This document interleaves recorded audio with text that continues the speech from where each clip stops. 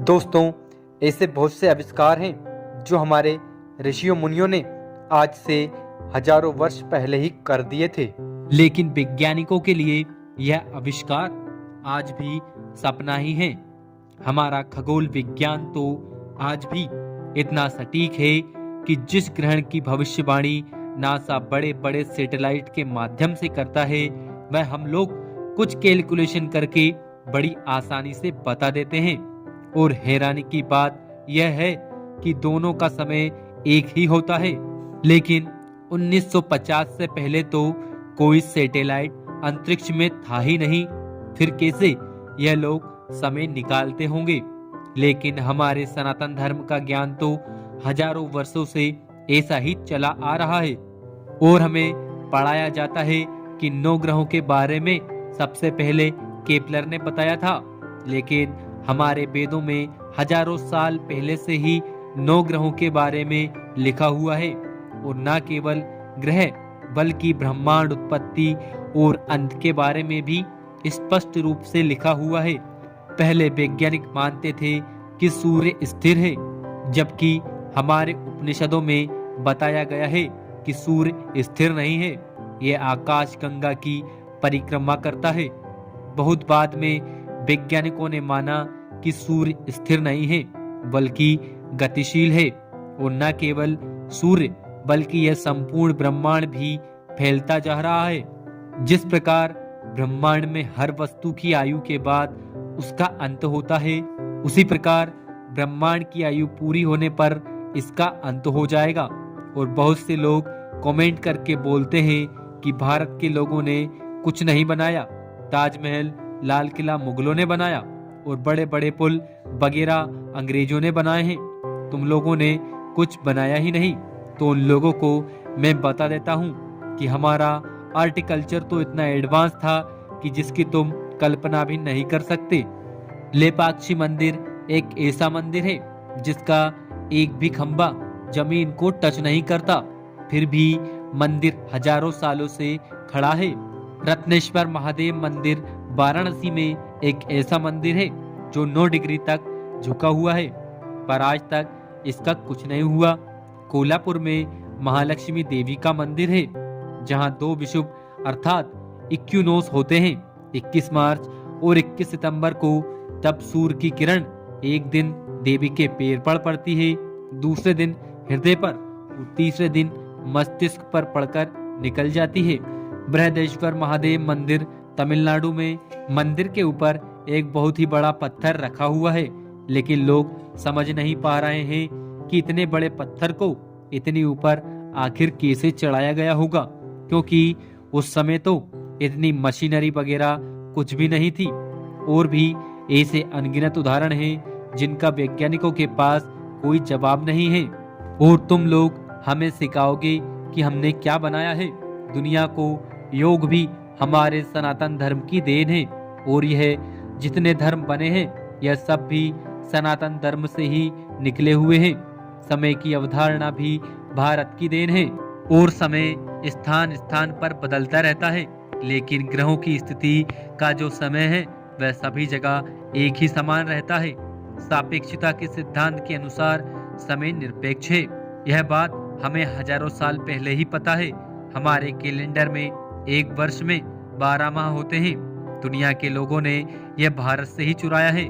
String theory की यदि बात करें तो इसके अनुसार सब कुछ तरंगे हैं। जब 2 तरंगे अध्यारोपण करती हैं तो यहाँ ऊर्जा का एक बंडल बन जाता है जो कि कण की तरह व्यवहार करता है। और हमारे सनातन धर्म में तो हजारों साल से चला आ रहा है कि सब कुछ लय से बना हुआ है। जब यह लय समाप्त होती है तो प्रलय आ जाता है। प्रलय शब्द भी लय से ही उत्पन्न हुआ है। हमने सबसे पहले सागर पर सेतु बनाया। ब्रह्मांड उन नक्षत्रों को सबसे पहले हमने समझाया। कबीलों में रहने वाले लोगों को हमने पढ़ना लिखना सिखाया, जीवन जीने का तरीका सिखाया। बहुत से लोग तो यह सब कुछ मानने को तैयार नहीं है कि यह सब कुछ ग्रंथों से आखिर कैसे निकाला जा सकता है, लेकिन उन्हें यह नहीं पता कि सनातन धर्म पूरी तरह से वैज्ञानिक धर्म है। भारतीय ऋषि मुनि और वैज्ञानिकों ने प्राचीन काल में ऐसे आविष्कार किए और ऐसे सिद्धांत रखे हैं कि जिनके दम पर आज का आधुनिक विज्ञान और नई दुनिया खड़ी है। ऐसे बहुत सारे आविष्कार और सिद्धांत की रचना हजारों लाखों साल पहले हमारे प्राचीन भारत में हुई थी। तो हम इनमें से कुछ खास आविष्कारों के बारे में जानते हैं। पहला है बिजली का आविष्कार। बिजली का आविष्कार थॉमस एडिसन ने किया। यह हमें बताया और सिखाया जाता है, पर इस आविष्कार में उन्हें किसकी मदद मिली यह नहीं बताया जाता। थॉमस एडिसन अपनी किताब में लिखते हैं कि एक रात मैं संस्कृत का एक श्लोक पढ़ते पढ़ते सो गया, पर उस रात मैंने स्वप्न में उस श्लोक का अर्थ और रहस्य अपने आप समझ में आया, जिससे मुझे मेरे आविष्कार में बहुत मदद मिली। दोस्तों, यह श्लोक अगस्त संहिता नामक प्राचीन ग्रंथ में था। इस ग्रंथ की रचना महर्षि अगस्त ऋषि ने की थी, जो एक वैदिक ऋषि होकर राजा दशरथ के राजगुरु थे। उनके ग्रंथ अगस्त संहिता में बहुत ही आश्चर्यचकित करने वाले विद्युत ऊर्जा उत्पन्न करने से संबंधित सूत्र और सिद्धांत मिलते हैं। दूसरा है प्राचीन भारतीय ज्यामिति। प्राचीन भारत में उस समय रेखा गणित ज्यामिति को शूल्ब शास्त्र कहा जाता था। इस शूल्ब शास्त्र तथा स्रोत सूत्र के रचयिता महर्षि बोधायन थे। महर्षि बोधायन ने पाइथागोरस से भी पहले रेखा गणित के सिद्धांत और सूत्र रखे थे, लेकिन हमें आज यूनानी ज्यामिति शास्त्री पाइथागोरस और यूक्लिड के ही सिद्धांत पढ़ाए जाते हैं। महर्षि बोधायन ने लगभग 3000 वर्ष पहले ही रेखा गणित, ज्यामिति या त्रिकोणमिति के नियम और सिद्धांत बनाए थे, जिसे उस समय शूल्ब शास्त्र कहा जाता था। कुछ शास्त्रों के जानकार कहते हैं कि यह शास्त्र उससे भी हजारों साल पहले था, जिनकी खोज करना बहुत जरूरी है। तीसरा है प्राचीन भारतीय अस्त्र शस्त्र। हमें लगता है कि आज के हथियार बहुत ही एडवांस और उसकी मारक शक्ति बहुत ही विध्वंसकारी है, मगर हजारों लाखों साल पहले भारत में इससे भी खतरनाक अस्त्र और शस्त्रों का आविष्कार हुआ था। हमारे वैदिक काल में आध्यात्मिक ज्ञान के साथ साथ धर्म की रक्षा के लिए इन अस्त्र और शस्त्रों का उपयोग करना और ग्रहण करना सिखाया जाता था। अस्त्र उसे कहते हैं जो मंत्रों द्वारा चलाए जाते हैं, जो अग्नि, गैस, विद्युत ऊर्जा और यंत्रों से चलाए जाते हैं। वो शस्त्र उसे कहते हैं जो हाथ से चलाए जाते थे, और इनमें कुछ शस्त्र यंत्रों से भी चलाए जाते थे। वैदिक काल में अस्त्र शस्त्रों का वर्गीकरण 4 भागों में किया गया है। पहला है अमुक्ता, ऐसे शस्त्र जो फेंके नहीं जा सकते थे। दूसरा है मुक्ता, ऐसे शस्त्र जो फेंके जा सकते थे, मगर इनमें 2 प्रकार थे, पाणी मुक्ता और यंत्र मुक्ता। पाणी मुक्ता जो हाथ से फेंके जाने वाले, और यंत्र मुक्ता यंत्रों के सहायता से फेंके जाने वाले। तीसरा है मुक्ता मुक्त, ये शस्त्र के प्रकार फेंककर या बिना फेंककर चलाए जा सकते थे। चौथा है मुक्त सनिवृत्ति, ये शस्त्र जो फेंककर लौटाए जा सकते थे और लौटाकर रिस्टोर किया जा सकता था। वेद पुराण में हमें कई अस्त्रों का वर्णन मिलता है। उसमें पाशुपत अस्त्र, वैष्णवास्त्र, इंद्रास्त्र, नागपाश, नारायण अस्त्र और ब्रह्मास्त्र इत्यादि अस्त्रों के बारे में और उनकी मारक क्षमता के बारे में भी वर्णन मिलता है। महाभारत युद्ध में बहुत सारे अस्त्रों का प्रयोग किया गया था। उनमें से ब्रह्मास्त्र सबसे खतरनाक और विध्वंसकारी हथियार था, जिसे आज के आधुनिक युग में परमाणु बम कहा जाता है। चौथा है प्राचीन भारतीय विमान शास्त्र। आज हमें पढ़ाया जाता है कि आधुनिक विमान की शुरुआत राइट ब्रदर ने 1903 में की थी, मगर भारत में उनसे पहले भी भारतीय व्यक्तियों ने 1895 में विमान की रचना की और उसका सफल पूर्वक प्रक्षेपण भी किया था। उस व्यक्ति का नाम था शिवकर बापूजी तलपदे। उन्होंने यह रचना महर्षि भरद्वाज के ग्रंथ विमान शास्त्र का अभ्यास करके की थी। इसका मतलब हजारों लाखों साल पहले हमारे भारत में विमान उड़ते थे।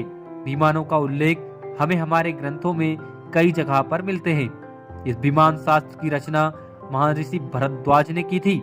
इस ग्रंथ में कई विमान बनाने की प्रक्रिया और सिद्धांत के बारे में विस्तारित रूप से लिखा गया है।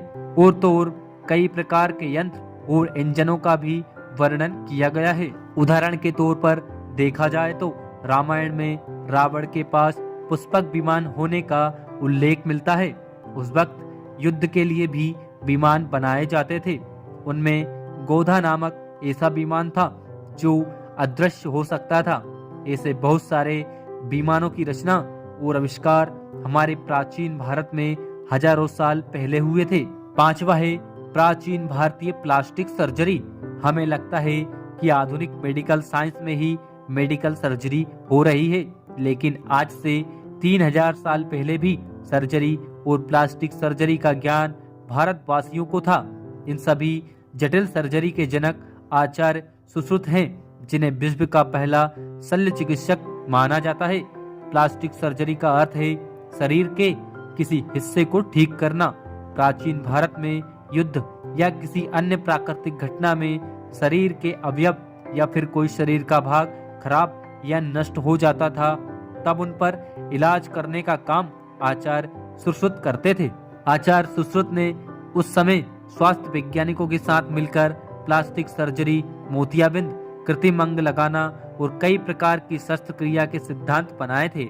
मगर आचार्य सुश्रुत कहते हैं कि उन्हें यह ज्ञान भगवान धन्वंतरी ने दिया था, जिन्हें हम आयुर्वेद के देवता मानते हैं। इसका मतलब क्या आचार्य सुश्रुत से भी हजारों साल पहले इसका ज्ञान भारत में था। तो दोस्तों, ये थी प्राचीन भारत के प्राचीन आविष्कार की जानकारी। आपको यह जानकारी अच्छी लगी हो तो वीडियो को लाइक कर चैनल को सब्सक्राइब करें। तो आज के वीडियो में इतना ही। मिलते हैं किसी ऐसे ही इंटरेस्टिंग वीडियो के साथ में।